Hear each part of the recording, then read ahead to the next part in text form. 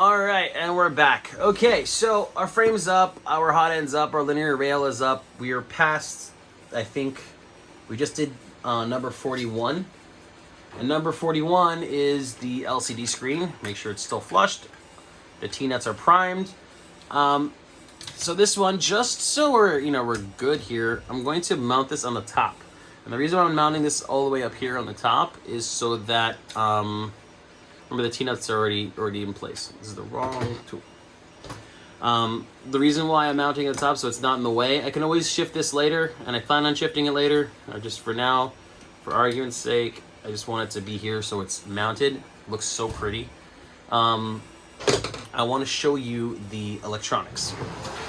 Now, for starters, replug everything back in like you would. This one says X on it for the end stop. That's the end stop we had. Let's just replug that back in because we never put it back in to begin with. The X motor is the same. The extruder is the same, so the E plug will be the same here. Now let's work here way on the bottom. This rod is no longer called the Z-axis because the belt printer, the bottom is the Z. So this would be the Y-axis. So let's go look here. We're going to take the Y plug and plug it in here. Thank you for marking these so well. And the Y end stop would also be right here. So let's plug that back in. Boom. Okay, so that's as far as the end stops are concerned. You only have two. But some firmwares that we have built are basic, and it's just really difficult to disable the Z. So for argument's sake, what we do is we put the Z end stop over here. We don't put it here as like, we need it. We put it here because some firmware builds are just harder to disable the Z. So in that case, we just leave it here as a precautionary Z, we'll call it, end stop. Also good to have a spare. And this is where you know where it is. All right, so before we get into electronics, one more thing, which I'm pretty sure we have here in the assembly manual as well. Okay. This is 42 where you add the Z end stop. Now it says it wants to put on the belt, but I'm not going to put on the belt. I'm going to go a little bit differently here. And I'm going to go with electronics. It doesn't say, I don't think it says here how to mount the extra fan, because as we know, the standardized hot end comes with only one 4010 radial fan. And that's not enough to cool the print. It needs two for two sides. So what we're gonna do, I don't know if I even saw that.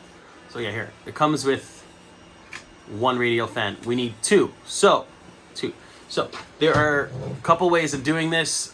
One way is to cut the Y line and splice in the via soldering and twisting cables and lots of electrical tape and heat shrink to the already existing line of the radial fan.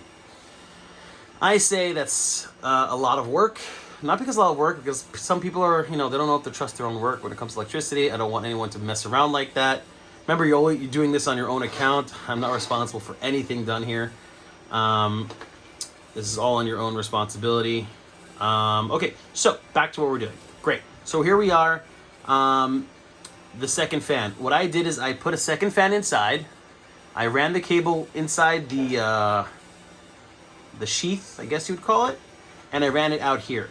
Now what I did is I added one of these bad boys, which makes life so much easier. It does cost you a bit, but in a pinch and when you're in a really fast, paced environment and you really need to get things done, you get one of these bad boys. I forgot what they're called. I'll look them up soon. I really did forget what I don't know why I forgot, but I forgot. They also have these for cars and bigger. Basically, you pass two lines through. I think it's a wire tap. I'm not sure. I'm definitely getting that name wrong. I'm just blanking right now. So you put the two main lines here on the top and you clip it, and basically it cuts into those two lines to tap into them basically. And then you put in your two lines over here, the new ones on this side, which will line up, for the left side it's for the top wire, for the right side it's for the bottom wire. And then you close these down with the pliers and they seal into place, and they save you a ton of soldering, a ton of heat shrink, and Makes it look very, very clean. Another option is to find another fan port on your board that you're going to use. I didn't find one per se. I didn't want to mess around too much with the firmware, so I added it to the main line over there. Okay, so let's go over the what I have here. One more thing I'd like to add for every board. As you can see, I took pliers and I bent this area of the sheet metal. I bent it back and forth. I think this is a vent, so one of the vents that goes on top. I bent it back and forth until it snapped off. This way I can feed through the LCD cable, right? Which goes, as we know, on the back over here, right? It goes to the one that is closest to this way. So I can't really see the numbers of the ports, so it'll be all the way over here. And then I left out also the Z plug. See, the Z plug end stop will go into here. That's when we put it back together. Next video, I'm going to show you how I put all the plugs in.